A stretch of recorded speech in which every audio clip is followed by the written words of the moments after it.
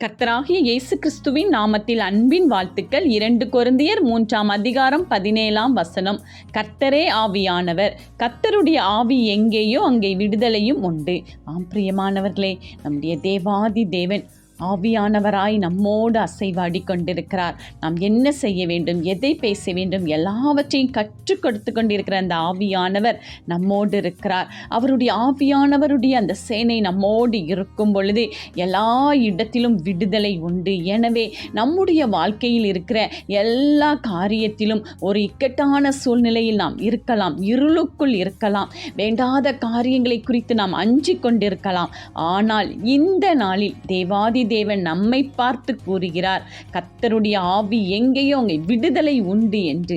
விடுதலையின் நாயகன் வெற்றியை தருகிறவராய் நம் கரங்களை இந்த நாளில் பிடித்துக் கொள்வார். பெரிய மேன்மையை காண்பீர்கள். தேவகரம் உங்களோடு இருந்து வழிநடத்தும். ஆமேன்.